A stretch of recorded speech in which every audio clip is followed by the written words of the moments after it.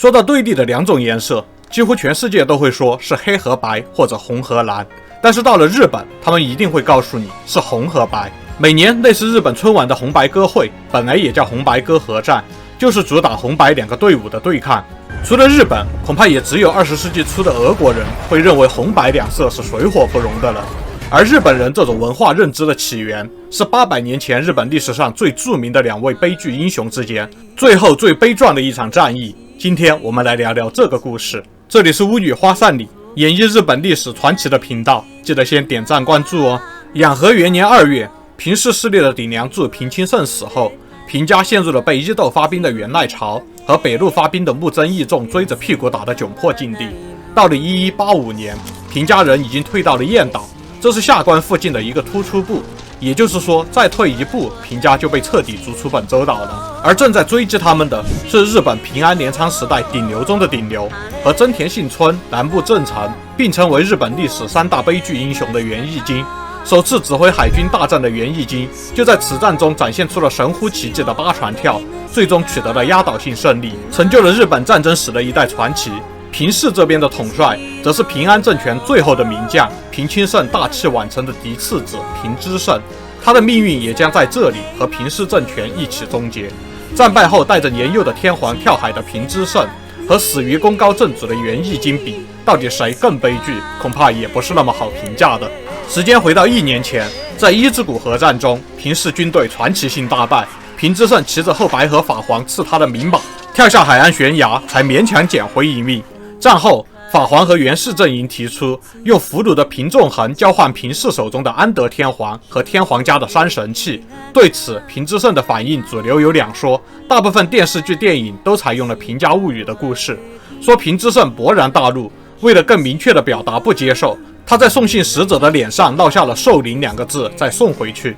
不过武七进的记录则是平之盛只是平静地写了一封回信，让使者带回去，其内容为：我们也希望让安德天皇和3神器从远方回去，就像法皇陛下所命令的，停止战争，进行和平交涉。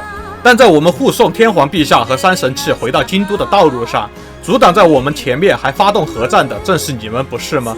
本来平氏和源氏都是服务天皇，本应没有怨恨，如今是你们在我们回京都的路上发动各种战役。如果你们真的想要和平的话，就把话说清楚。平家物语和武七进的参考性都很高，但2者都有着强烈的演绎色彩。平之盛到底是个猛将还是智将就不好说了。无论如何，双方没有交涉的余地。平氏军队推到下关附近的陆地突出部潭之浦，借助背海地形准备迎战。作为尚未灭亡的前政权，平氏在海军这种烧钱烧专业度的军事力量上，还是比作为起义军的源氏更有优势。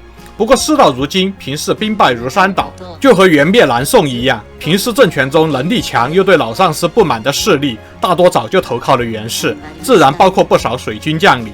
最终在潭之浦之战中，河野水军和熊野水军支持源氏，合兵战船800艘，源氏部队军船合计3000艘。3月24日集结完成，抵达潭之浦海面与平氏水军对峙，全舰挂白旗。而平氏现在依然有500艘战船，军船合计1000余艘，全舰挂红旗。至此，红色与白色成为日本文化中2个对立的颜色。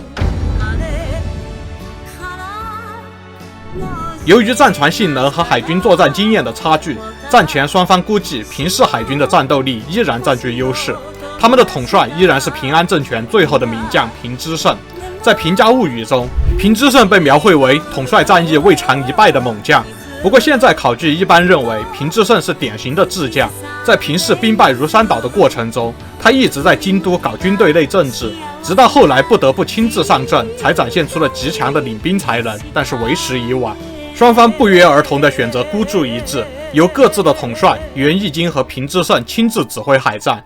当天濑户内海的水流方向是早上和傍晚西流，中午和晚上东流。当然，平氏因为是专业海军，水流的变化在他们的作战计划之中，而源氏海军则是还没有决定出阵的顺序。当天，委员景时申请先锋出阵，源义经毫不犹豫地拒绝了，他要亲自打先锋。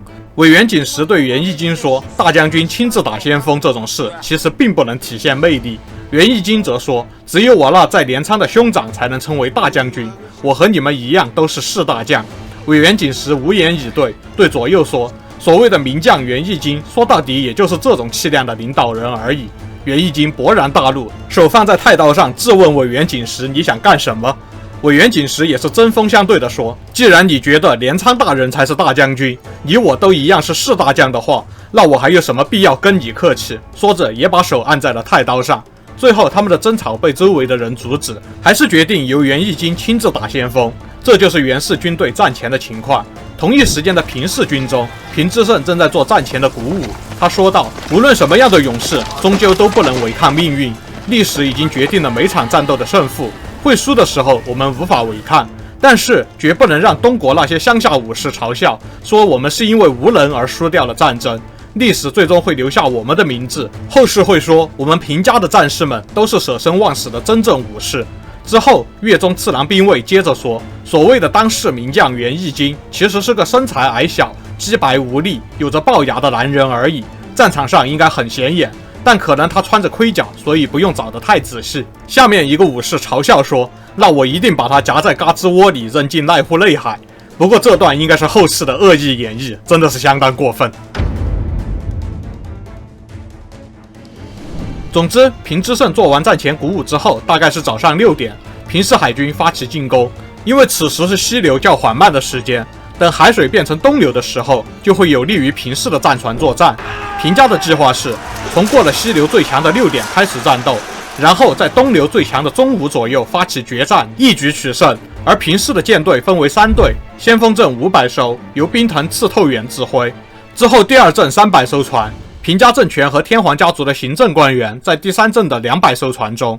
战斗的开始，冰藤刺透远命令三路士指挥工兵队先锋500人对袁氏水军放箭。由于进攻突然，袁义经的先锋队陷入了慌乱，而且因为袁氏水军不仅是临时拼凑，而且指挥官没有经验，短时间之内劣势就迅速扩大。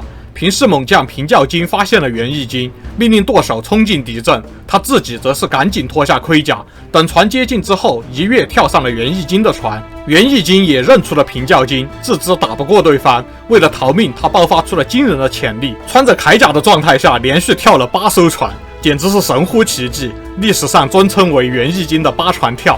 并且在古战场立雕像征集形象意见时，问卷中大家纷纷表示，应该把袁义经被追着连跳8艘船的光辉形象永远保留下来。该雕像至今立在那里。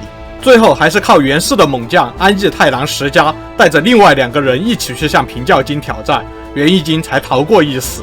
战斗的结果是4人同归于尽。陆上指挥官和田义胜看到如此颓势，慌忙之下，甚至率队骑马跳上船，开始对平氏水军射箭回击。前期作战的优势大大超过了平氏军的作战预期。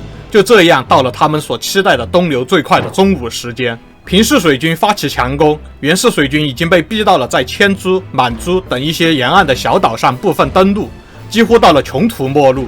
就在此时，袁义经命令集中攻击平氏水军的操舵手。其实这在当时是会被骂的，因为操舵手不算是战斗人员，在当时的日本还处于贵族战争的时代，一般是要避开攻击非战斗人员的。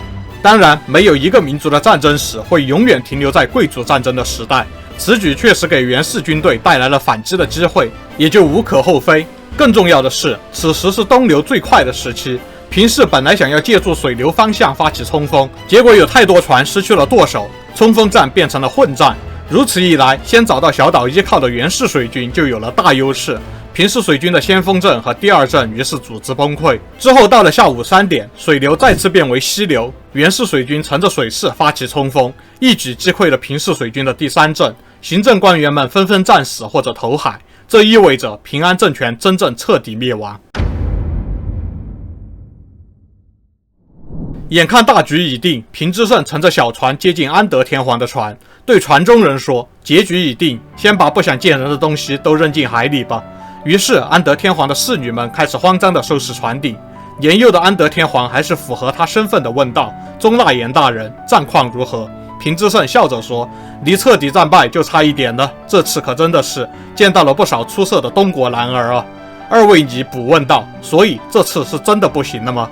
平之盛点头之后，二位尼抱着安德天皇投海自尽。不知道100年之后，安德天皇在阴间会不会遇到那位和他有着过于类似经历的南宋小皇帝？之后，平之盛对平家常说：“我的一生已经看过了所有想看的风景，现在该自害了。你还记得以前我们的约定吗？同年同月同日死。平家常说，事到如今还提这事儿。之后二人为了防止尸体浮起来，穿了2套铠甲再跳海。在经典歌舞伎剧目《易经》千本樱中，甚至有平之盛还多报了一个船锚才跳海的剧情。之后平之盛的20名家臣也跳海殉主。平家物语对此场景的描述是：平氏的赤旗、赤符被剪碎扔进濑户内海，就像龙田川上被风吹散的红叶，被白波裹挟着，把水面变成了薄红色。至此，真正的红白河战，绵延30年的元平战争迎来了结局。我不知道这样描述死亡是否合适，但是作为镰仓时代的代表文学作品之一，平家物语的语言确实很美。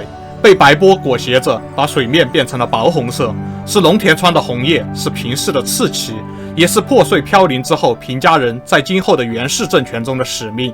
悲伤但美丽，确实称得上代表日本文化的顶级文学作品之一。都看到这儿了，别忘了点赞订阅啊！我们下期再见。